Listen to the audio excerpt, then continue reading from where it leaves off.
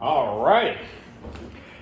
Greetings, ladies and gentlemen, and welcome back to another video. Now, in the last video, we talked about the very first movie in the My Hero Academia franchise, My Hero Academia 2 Heroes. And today, we're going to be talking about the second movie in the franchise, My Hero Academia Heroes Rising. I believe this movie released in theaters in 2019. Yeah, I would definitely say 2019 because I think around in 2020, that's when it came on to Blu-ray. I could be wrong, but who knows? So yes, to get ready for the third movie in the franchise, which is releasing tomorrow in theaters, I'm going to be reviewing the two movies that are out right now, Two Heroes, which I already did, and now Heroes Rising. Now, in the last video, I kind of gave you guys a quick little history lesson on my thoughts and opinions on My Hero Academia, what I think of it as a series. So if you want to learn more about that, you can watch my review on Two Heroes, which is already available to watch. So today we're just going to be focusing entirely on the second movie, which is called Heroes Rising. Now, if you guys want an idea about when to view this movie, because again, the timelines for these movies can get a little strange because it could be canon, it could not be canon. There's a whole debate about that, yada yada.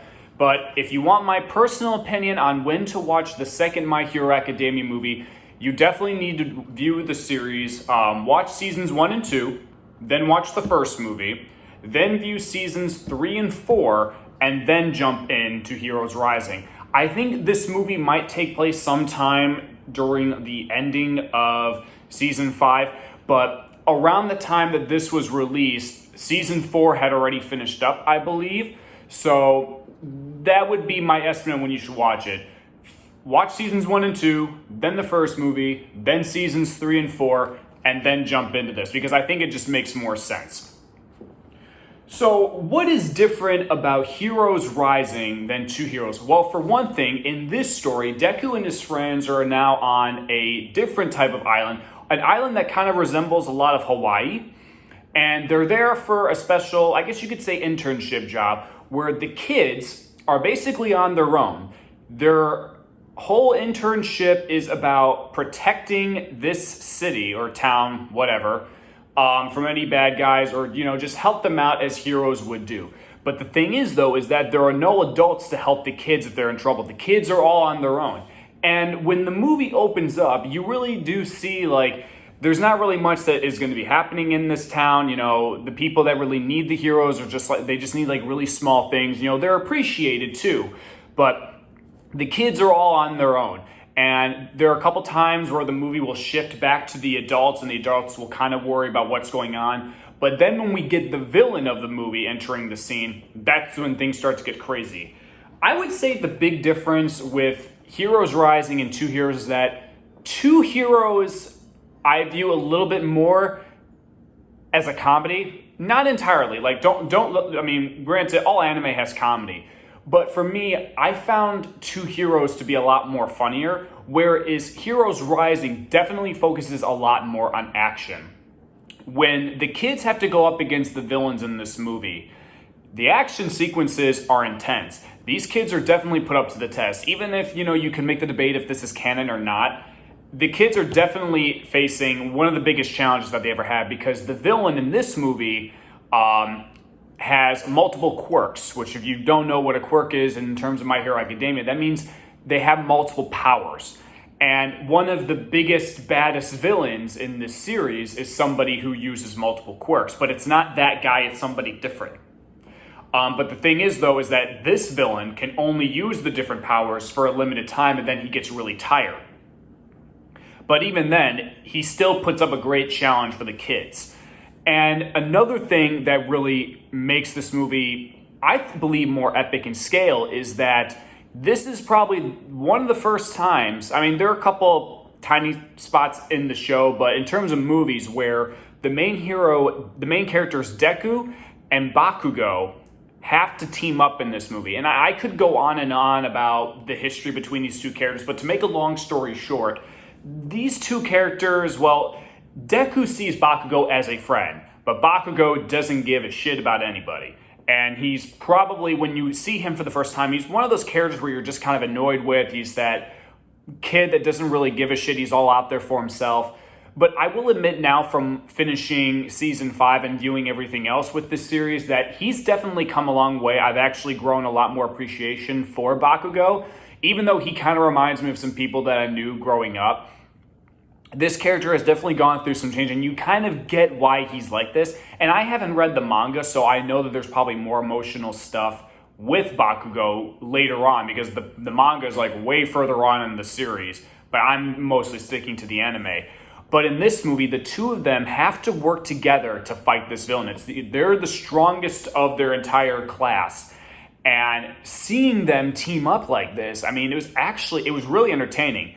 They kind of start off not really working well together, but when we get to the third act, oh my God, the action, the animation, the music, oh my God. Like, the moment when they really, unite, it was definitely an epic moment. And I know that a lot of people weren't too happy. I know there were some people that were happy and some people that were not about the moment where, I'll keep it non-spoilery for this, but when Deku and Kachan really, Kachan is a name that Deku uses for Bakugo, so yada yada. But when Deku and Bakugo really have to unite and fight as one, that moment to me, I thought was absolutely epic. Especially when the music that adds it, like, this is a very emotional movie. Because, again, like most things that happen in My Hero Academia, there are stakes. And in this movie, there are pretty big stakes. Even though it could be canon, it could be not. There are a lot of big stakes in this movie. And that final moment, like, I was on the verge of tears. And that's no joke. I have no shame in admitting that.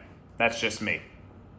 But it was definitely an epic moment, and the ending was definitely very satisfying, especially for those that were like, well, now that this thing happened in the end, how is the rest of the show going to go? Well, they kind of retcon it in a way where you're like, okay, that makes sense, but okay, whatever.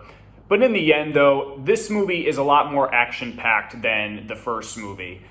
There were maybe one or two times where I kind of felt, maybe just a little bit bored, but not really, because the film picks up immediately when I start to feel bored. It just goes back up into the stratosphere and becomes entertaining. And I think each kid in the group definitely has their own moments to shine. I think maybe there are a couple more better moments for them to shine in the first movie, but for the most part, each character gets a chance, and they're taking on some pretty crazy stuff. And the ending, like I said, was very satisfying. It wraps everything up nicely.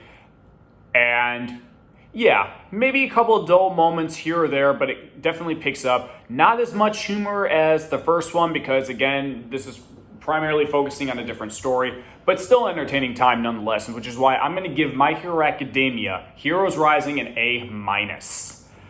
Well, ladies and gentlemen, that is it. I've reviewed both My Hero Academia movies that are currently available right now that you can watch, and the third movie, World Heroes Mission, comes out tomorrow. And actually, some good news, I'm actually going to be seeing the movie a lot earlier than I thought, because I had to change some plans around. So that first reaction video should be releasing tomorrow, probably way before the evening, so you guys can expect that. And I'm super excited for that movie.